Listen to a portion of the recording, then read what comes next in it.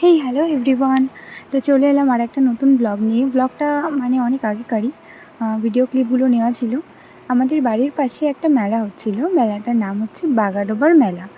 আর কোনো নাম আছে কি না আমি জানি না, মানে এই মেলাটাকে সবাই বাগাডোবার মেলা বলেই ডাকে। তো সেই মেলাতে আমার বর যেহেতু ছুটিতে বাড়িতে ছিল, তাই আমরা গেছিলাম। মানে সেই 3 দিন পর আমরা 3 দিনই গেছিলাম। তো মেলার অলরেডি আরেক দিনের ব্লগ আপলোড আছে, আরেকটা ব্লগ আমার ফেসবুকে আপলোড আছে, তোমরা যদি দেখতে চাও দেখতে পারো। তো প্রথমেই আমরা চলে এসেছিলাম এই বন্দুক দিয়ে বেলুন ফাটানোর দোকানে। আর জানোই তো যে বন্দুক নিয়ে আমরা সেভাবে অভ্যস্ত নই, আমার হাজব্যান্ডের মতো। আমরা বলতে আমাদের সাথে আরেকজন গেছিলো যে ভিডিও করে দিচ্ছিলো, মানে আমার দেওর আর কি। তো সে গেছিলো, তো সেই আমাদের ভিডিওটা করে দিচ্ছিলো। তো আমার বর আমাকে বলে দিচ্ছিলো যে কিভাবে ফাটাতে হয়, যে প্রথমে দেখে নাও তারপরে ফাটাবে। তো আমি কিন্তু প্রথমবারেই বেলুন ফাটিয়েছি।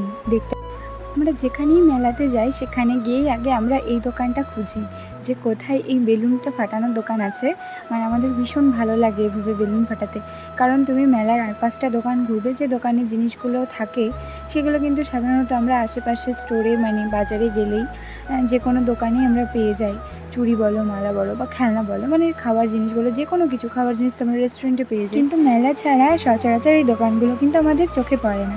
তো আমার দেওর বেলুন ফাটিয়ে একটা চাকা ছাঁকনি আর একটা মাস্ক পেয়েছে। তো ওটাও বললো যে যাওয়ার সময় নিয়ে যাবো, হাতে করে নিয়ে ঘুরে বেড়াতে লজ্জা করবে সেই কারণে। আর আমি এখান থেকে একটু ছোট্ট ভিডিও করছিলাম, মানে মেলাটা ঘুরে দেখানোর চেষ্টা করছিলাম যে পেছনে দেখো কত বড় একটা নাগরদোলা এসেছে। তো আমি না ওই ইলেকট্রিকের ওই দোলনাগুলোতে উঠি না, আমার ভীষণ ভয় লাগে। মানে আমার জীবনে আমি এত বড় হয়ে গেছি, আমি আজ পর্যন্ত উঠিনি, আমার ভীষণই ভয় লাগে। আর আমি ভেবেছিলাম বিয়ের পর হয়তো বরের সাথে উঠবো, কিন্তু আমার বর আমার থেকেও বেশি ভয় পায়। আমার বর প্রথমে বলে দেয় একদমই না, ওর দিকে তাকাবেই না। তো ঠিক আছে, তারপরে আমরা চলে গেছিলাম এই যে কাপ প্লেটের দোকানে, যে কিছু কেনাকাটা করার জন্য, মানে কাপ বলো, এই প্লেট বলো। তাই জন্য এই কাপ সেটটা আমাদের পছন্দ হয়েছিল, কিন্তু ওই যে মেলা বুঝতেই তো পারছো, মানে যা দাম তার থেকে দুগুণ বেশি বলবে। আর তার মানে পছন্দ মানে এই না যে কিনতেই হবে বেশি দাম বললে, এগুলো কিন্তু একদমই ভালো না। আমার একদমই পছন্দ হয় না যে জিনিসটা পছন্দ হয়েছে বলে দাম উনি বেশি বলবে আর সেটা আমাকে নিতে হবে, আমি কখনোই এরকমটা করি না।